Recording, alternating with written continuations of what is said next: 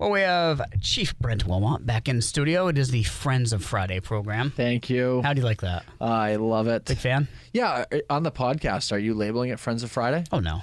You should. No. Why? Because it's kind of like a secret thing. It's kind of like they have to tune in to hear it? think of it like a speakeasy. Yeah. You don't know it's there until you get there. So you don't know it's the Friends of Friday until you Tune in. experience the Friends of Friday. That's something you're doing.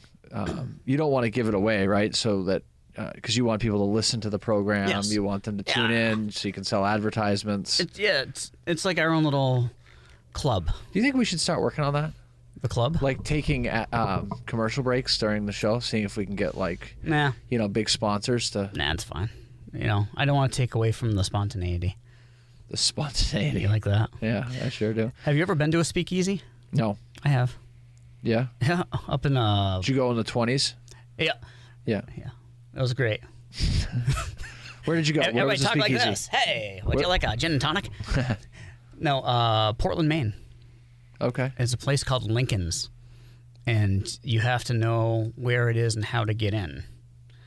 So outside the building says, so-and-so.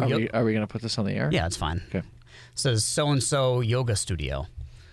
So you walk into this building, and you think you're walking into a yoga studio.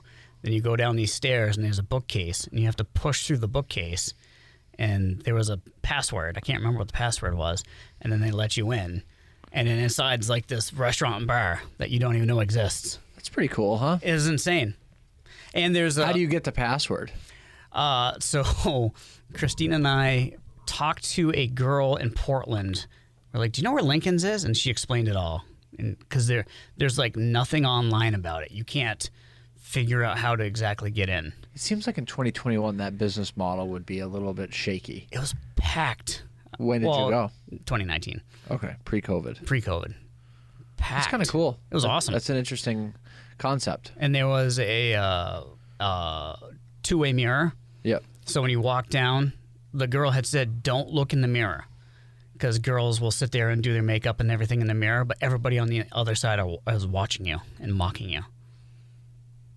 No kidding. Yeah. I watched a show, I think it was on Netflix, about a speakeasy in I think it was in New York. But it was like very high profile people went to this place to have a drink. Mm-hmm. And they had this elaborate system, so like if the feds showed up, they could hit a button or pull a series of levers, and like all of the drink glasses would like fall away. Really? Yeah. So it like, they could very quickly, like in the snap of a finger, it could go from being a place that served alcohol to not. But again, you had to get. Yeah. It was just like a sort of secret tunnels and doorways and passageways and whatever to get to the location. But then if the place was going to get raided, they had a mechanism to hide the loot. That's funny. Yeah, it's pretty cool. When I started brewing beer years ago, I was telling my grandmother, she was interested in what I was doing. And she's 100 now. But she's like, we used to do whiskey, right? Like, what? She goes, when I was a kid, we did whiskey in the kitchen, and we had to lock the doors during Prohibition. Oh, yeah. And I'm like, what? She's like, oh, yeah, we used to, my parents and grandparents did whiskey, and we couldn't let anybody in the house. I'm like, that's amazing. Yeah. Do you remember how long Prohibition was? It was, 20... Harding did it, didn't he? So wasn't it like 22 to 34, around there? I didn't know it was that long, but... Because the Roaring 20s... Yeah. Under Coolidge were still Prohibition, and then I think Hoover kept Prohibition. Didn't FDR get rid of it? Let's see what Google says. You're taxing me here. Google, what? Oh, Let me it's see. right there. Wow, there's a lot of Prohibition in the world. United States Prohibition was 1919. Until? 33. Oh, so that was wow. close. That was a lot longer than I thought it was. Yeah. Oh, it started in 1920, right under Harding. Okay. Right after Harding got elected. But technically, that would be a Woodrow Wilson. It ended in 33. 33, which that would be FDR. Hmm. Yes. So, Because FDR started in 32, I think. well, sort of speaking of prohibition in our local area, you know that Optimistic, that's the Springfield brewery, Yes. right? They cleaned house last weekend at the Claremont Brewfest. Oh, yeah. Cleaned house. I saw that. Tons of Oh, yeah. Cleaned house. Overall. awards. Yeah, the best overall, second place overall. They won best IPA, best double IPA. They cleaned house. Good for them. Yeah. Good guys. Yeah, good group. Yeah. It was a good event, fun event. So how was your race? it's Sunday. What's Sunday? Oh, you're talking about my 5K? Yeah. The 5K that we organized. It was good. We didn't have the numbers. I had hoped that we would have a few more, but yeah. Still good turnout. Happy with it? It was a very good turnout. I'm very happy with it. It was a beautiful day. We had a consistent number of runners show up that we've had in the past, and the Brewfest did really well. Financially, it did really well, and I think socially it did really well. It was a really good crowd. Good weather. It turned out great. So awesome. Good stuff. So you personally have a race this Sunday? Yeah, I'm running a marathon. This is the marathon. Yep. Okay. Yeah. Sunday morning. Are you prepped mentally? Yeah, I'm ready to go. Oh, yeah? Yeah, it's been a long few months training, and I've been tapering down, I guess, for the last couple of weeks. So I didn't run this morning. Mm-hmm. I will run a couple miles tomorrow morning just to kind of get some blood flow into the legs. But I'm ready to go. Where is it? Burlington? No, it starts. What's the town just south of Marlow? Gilsum? Gilsum. It starts in Gilsum and ends in Keene on Appian Way at Keene State. Okay. So it's known as the Clarence DeMar Marathon. Clarence DeMar was a multi-time winner of the Boston Marathon, and he was a teacher at the Keene Normal School. Oh. So every fall, the last Sunday in September, for the last, I don't know how many years, a long time now, they host the Clarence DeMar Marathon. New Hampshire doesn't have too many marathons. We've got Clarence DeMar, the New Hampshire Marathon, which is up in Bristol around Newfound Lake. I've never run the marathon. I ran the half marathon in 2017, but a bunch of my friends run it annually.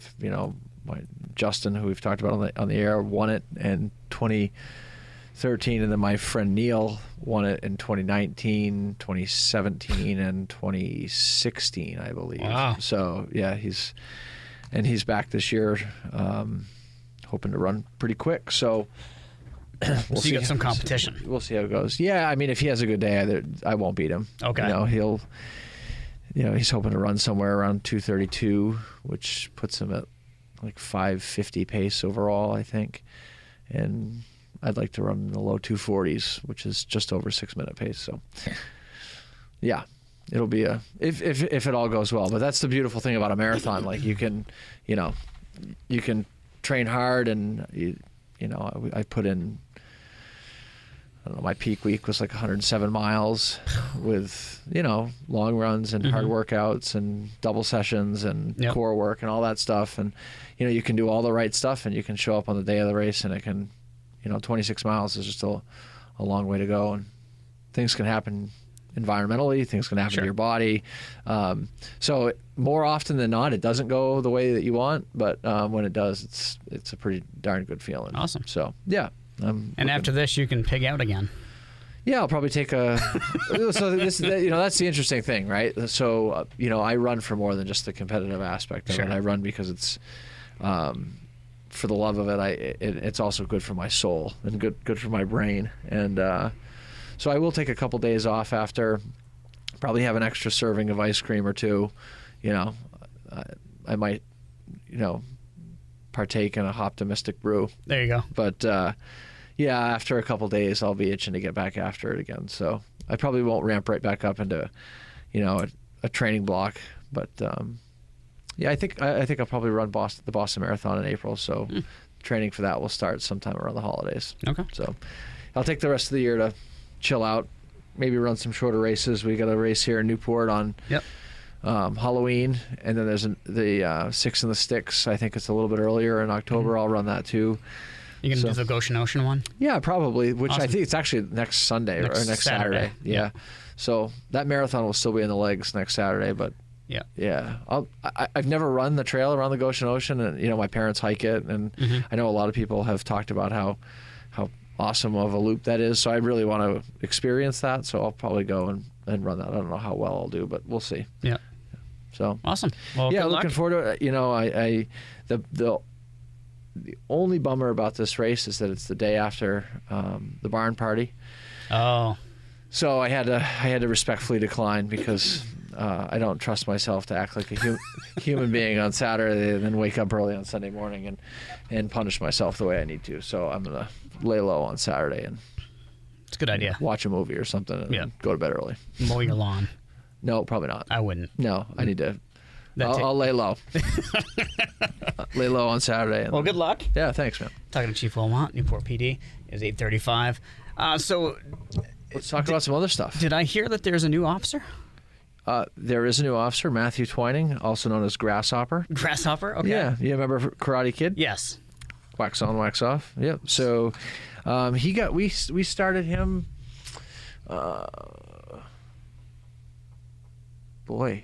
Last week of August, I think, did his the official swearing in, or the ceremonial swearing in, I should say. We did that Monday night at the Board of Selectmen's meeting. That was nice. He was attended by his mom, Deborah, his sister Emily, and his girlfriend Hannah. Him and Hannah have moved up. They've made their home in Lebanon, and she works as a paralegal up there for a law office, and he's here with us. He's got a super positive attitude. He's a former Marine. Oh, okay. Good kid. So I think FYI, once a Marine, always a Marine. that's correct. Yep. And then he got out of the Marine Corps, and he went to school for a while, and he worked in the healthcare setting, like right at the outset of COVID, and sort of realized that that wasn't his jam. I think the scene wasn't his jam, but he wanted. I think he wanted to do something the way he described it to me, and I could have this a little bit wrong. So I was actually going to have him come on with me this morning, but I left him alone. I'll pick on him another time. So Young Grasshopper. yeah, I think he's, he was looking for a little bit more of that sort of fraternity type of atmosphere. Fraternity probably is not the right.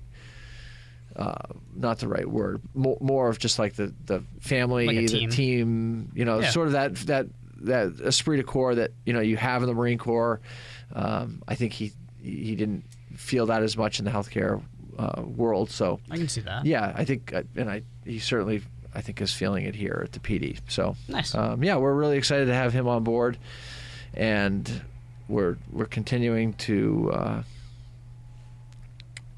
Fill our sworn positions and our civilian positions. So now, was he a police officer beforehand? yeah, he was. Thank you.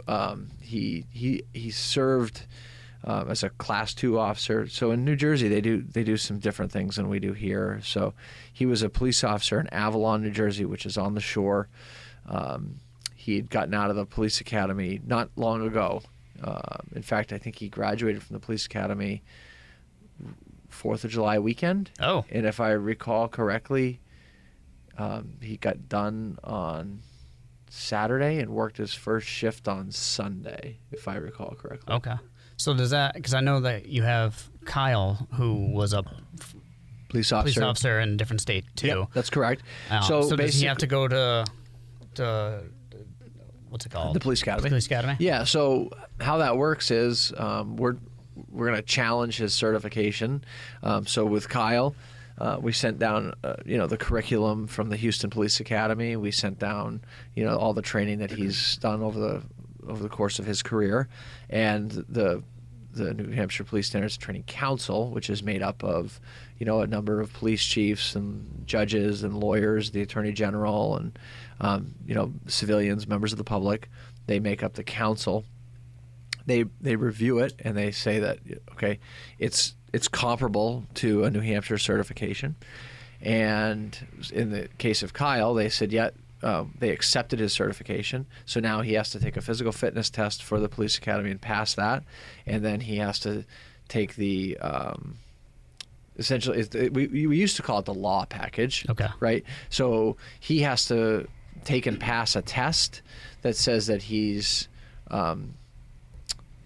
competent with New Hampshire law. Okay. Right. So those laws in New Hampshire that talk about domestic violence and laws of arrest, motor vehicle law, criminal law, those types of things, domestic violence law. And then, Attorney General protocol, those things. It's a 100+ question test you have to pass.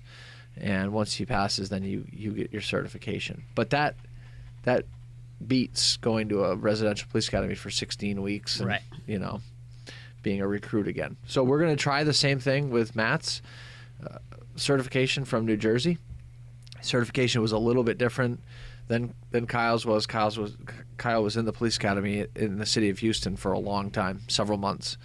And then he served as a Houston police officer and then a police officer in a couple of the suburbs outside of Houston for a number of years. So plus we also knew some Houston officers that had some Houston police officers that had come on the job here in New Hampshire, and so there was a little bit more history of them accepting that certification. So I don't know because it's a Class 2 certification; it's a little bit different. But we've sent it down and waiting on a response from them. The council meets once a month. Yep. They're going to review it. I'm hopeful, but at the end of the day, if it doesn't work out and they say he's got to go to the academy, then he'll be standing tall before the man in January. There you go. So, fortunately, Matt's already started his own recruitment efforts for us. So, a friend of his from Jersey who's working as a police officer down there now has applied and is in our hiring process now. So, we're, like I said, we're moving ahead swiftly. Which might, I know it's kind of early stages, but might feel like a breath of fresh air for you because I know you've expressed this, Chief Chase has expressed this, and a lot of other police agencies, it's all over the news, are looking for help. Yeah. So if you've got even 2 or 3 people. It's not just police. I know. It's sort of every industry, right? Salt Hill is now closed on Tuesdays. The service industry, law enforcement, healthcare, everybody. One of my closest friends works in healthcare at Dartmouth Hitchcock, and we talk regularly about staffing crisis and I think all of us at this point in our career, in your say early to mid 40s, we all sort of came into the profession or the industry that you're in at a certain particular time, and make no mistake, the pandemic changed a lot of things, but also this generation has changed a lot of things. The generation that is coming into the workforce now is different than our generation, and we have to break the paradigm. We have to figure out a way, and and I don't want to keep doing this every time I'm on the air, but because we talked about this last time, but we've got to find a way as professionals in not just in law enforcement, but across the board, to attract people into our various industries, retain them. Right. And then in terms of that retention piece, we've got to figure out what it is that motivates these folks. How do you show your appreciation for your employees? How do you I think a lot of people think about that in terms of compensation packages, and that is one thing, but there's definitely other things, and there's X factors in there I don't think that we've figured out just yet. So, and then the other problem that I think that we're all experiencing right now is that when you're shorthanded and you've got shifts to fill, you get a certain segment of your population who seem to be the ones who are always there, willing to step up and fill those holes. And so what you don't want to do, but what I think happens sometimes, is you work those people to death because they're always the ones that are willing to do it. Yes. So it's weird because it's almost like the people who are willing to help, they're always the ones that are willing to help. And so they burn themselves out, and then you lose them, and you're like, uh-oh. Now what? So it's a real fine balance, right? You want to lean on those folks, to help you out, but you don't want to lean on them too much so that you actually break their back. Right.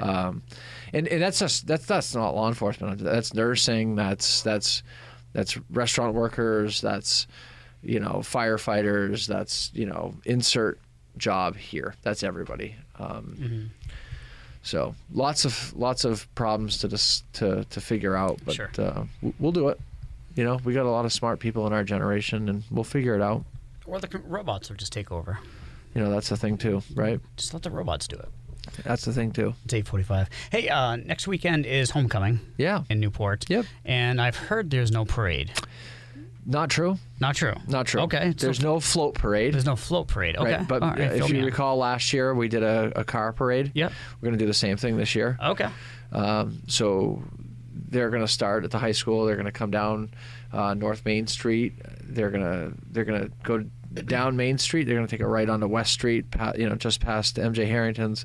They're going to take a right down by Horsey Park. They're going to loop around Belknap and then go back to the school. There's no football game. Yeah. If you remember at the beginning of the football season, the team that we were supposed to play for homecoming canceled their program. Farmington. And Jeff Miller had looked for another opponent, but there was nobody to fill in that gap. So there is a game that day. I think there's a field hockey game at 4 o'clock that afternoon. Cross country races. There's a cross country Friday. race. Yeah, Friday, and that's it. That's at Corbin Road at the park. Yeah. Really, really cool course. Here I am going to geek out about a running course, but yeah, really, really cool course that runs along the river there. So that cross country race is Friday. I think we're planning on a 10 o'clock launch for the parade here. Shannon's still ironing some of that stuff out, but yeah, and then I think they're going to do some homecoming type events. I think at another game, maybe the week after. Yeah, it's 2 weeks after. 2 weeks after. Yeah. Okay. Yeah. So For football. But the other sports will still get to celebrate their homecoming. Correct. Okay. Correct. Now, is the bonfire not happening? It's not happening. It's not happening. Okay. Couple reasons for that. Principally the spread of COVID. The COVID numbers are spiking, and the bonfire is not just a Newport event. It attracts people from all over, and so they made the decision not to have the bonfire this year. If they may try to do something a little bit different. If you remember, Friday night and Saturday night that weekend is going to be the fireworks. Yes. So we sort of pitched the idea that they somehow try to incorporate fireworks into their homecoming. Maybe. Okay. It could be a way to do that. So again, they're still working on those plans, but no bonfire this year. Okay. And then the fireworks. This is brought on by the chamber. So that Chamber of Commerce is doing that. again. Yeah, it is back. We did it last year. We, as in the town of Newport, did it last year. Doing it again this year. Friday is kind of the practice night. Yes. Saturday is the event where folks can come to the airport, pay an entry fee, and they can park their car and watch the show. Yeah. So yeah, we're going to be doing that again next weekend. There'll be food vendors there, and it's going to be a good time. Mm-hmm. So next Saturday is going to be insane for me. Next Saturday is going to be insane for our area, because it's also the Alumni Day Parade, which is going to encapsulate 2 years. Mm-hmm. So it's going to be the 2020 year and the 2021 year. Mm-hmm. So it's going to be a crazy weekend next weekend. So what do you got going on? I'm the MC of the Stevens Parade. Oh, you are? Yes, I've been doing that. So what do you say, a congregational church? Well, I'm usually above the Pleasant Restaurant. Oh, really? Yeah, usually up in that balcony. Okay. But because the parade routes changed, so they're moving me somewhere else. I can't remember where. Carolyn LeBlanc has to let me know where I'm going to be. Are they doing floats? Yes. Okay. Oh, it's on. Yeah. Well, my float should be in it, but I've not heard much. So maybe I got cut out of the loop. Who knows? Yeah. So, so I'm doing that parade, and then I think I just got booked to be at the Fall Festival in Claremont after the parade to broadcast. So that's the chili cook-off. So I think I'm there. Actually doing chili? Yeah, I guess so. Okay. So then after that, I have to run back to town to watch field hockey the game. Yeah. And then after that, I'm going to be working the fireworks show. So it's crazy. It is crazy. Busy day. The good thing is, it's like, work 2 hours, 3 hours, move to a different location, work a couple hours, move to a different location, watch field hockey, move to a different location, fireworks, go home. I keep saying this, man. I really hope that like in a couple of weeks that like things settle out. I feel like they're gonna. With the COVID or just life? Yeah, just the calendar. The calendar? Oh, it will. We've had a lot this summer. It's been busy. We've had a lot. At the PD, we've had 3 people get married. Oh, yeah. We've had the regular, vacation schedule. Mm-hmm.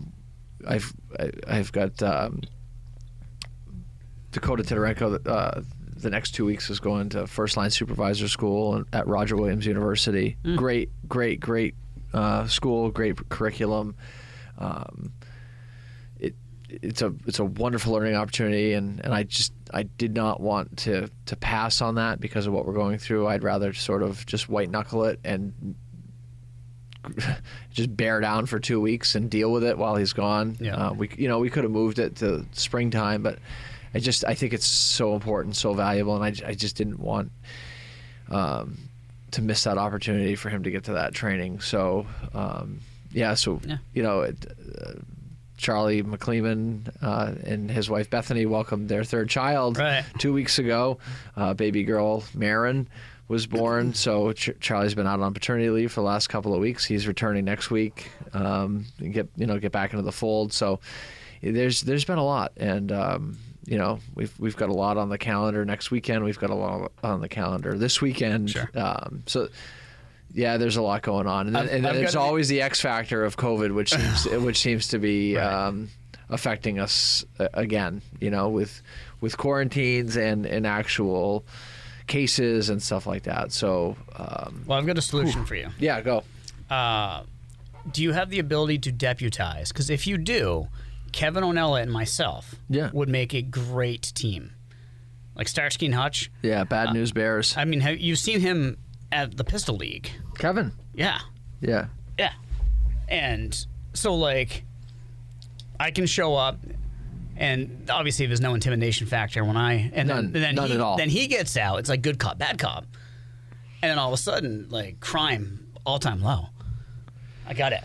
Yeah, I mean, it's certainly something to ponder. Something to ponder. You don't have to make a decision now. I haven't talked to Kevin about it, but I'm sure Deputy. I'm going to kick that down the road about 7 years.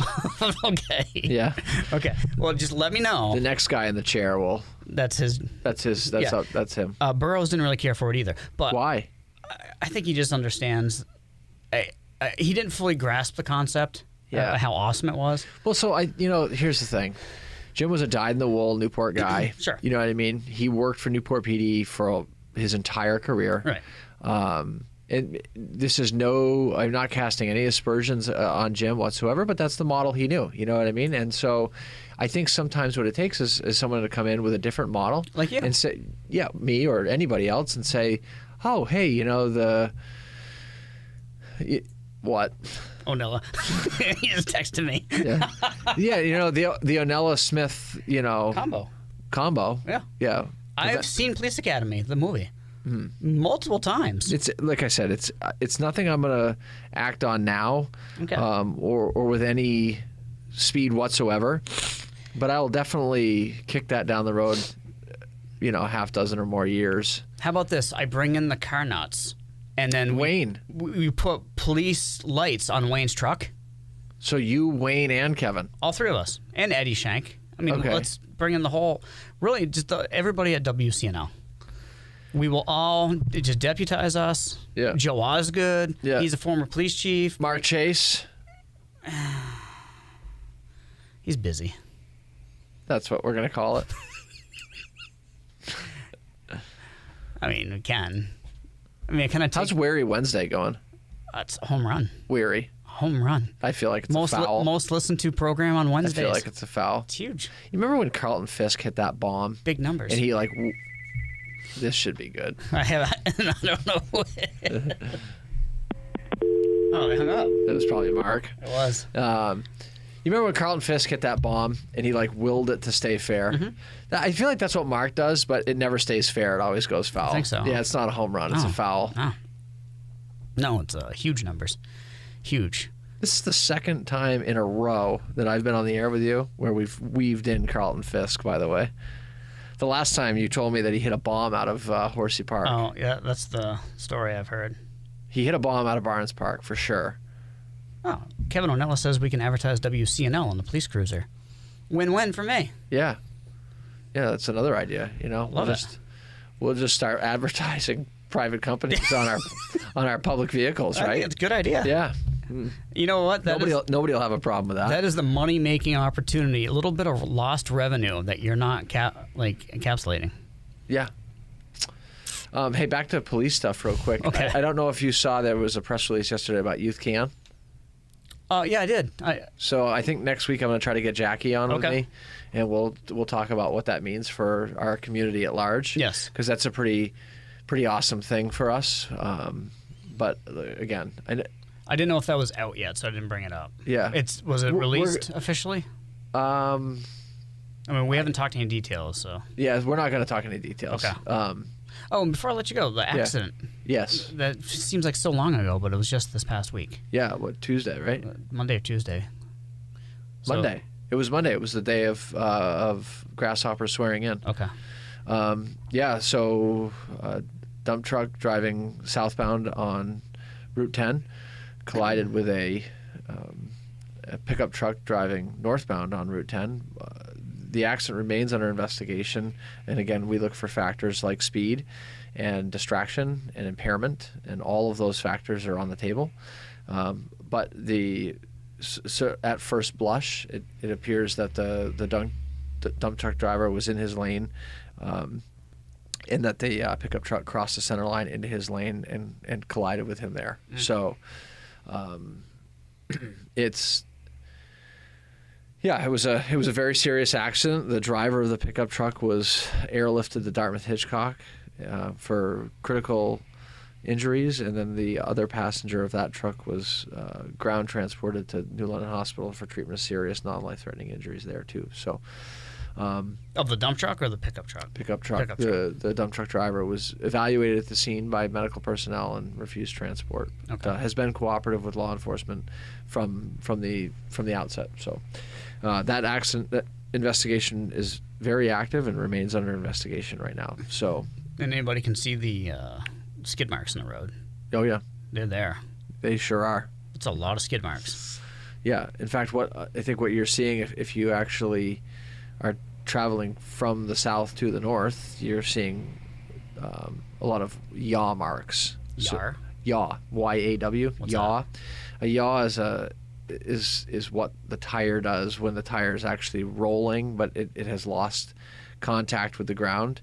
So you can actually it's when the tire, like if you think about a skid mark, right? Most people think about there's different types of tire impressions, right? But if you think about a skid mark, that's what's left when a vehicle, the brakes come on and you know the wheels aren't rolling anymore and it's sliding to a stop. Yeah. That's a skid mark, right?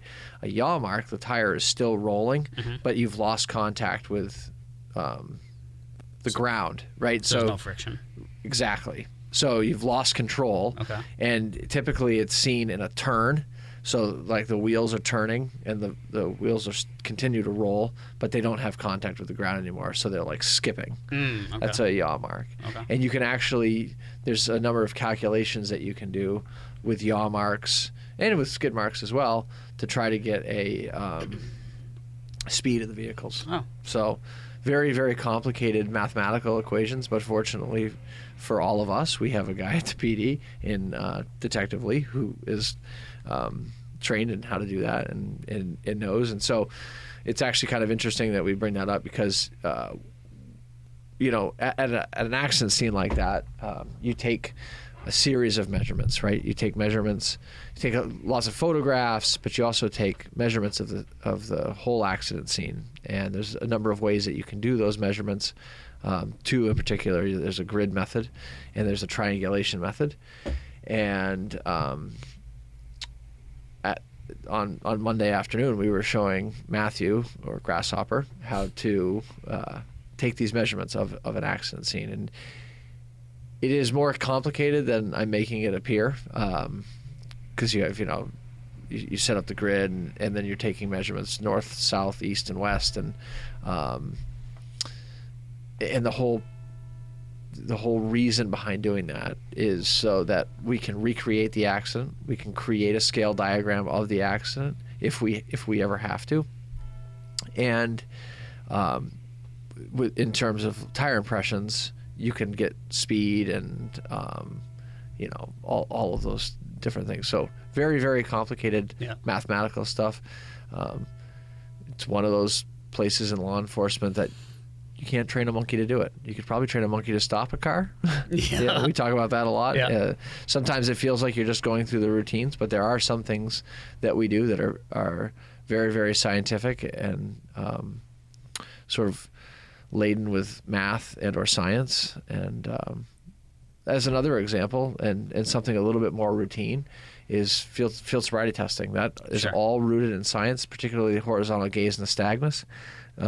That's where we look at the eyes with, usually you have a stimulus. A lot of people use a pen or maybe even their finger, and you move the stimulus in front of their face side to side a number of times, and there's a very specific and set way that you do it. There's a very specific and set distance away from someone's face that you hold that stimulus when you do that. And if done properly, you can actually, if done properly and with the right training, you can actually give a fairly decent estimation of a level of impairment on alcohol. Yeah. So there's a lot of science, there's a lot of math that's involved in some of the things that we do.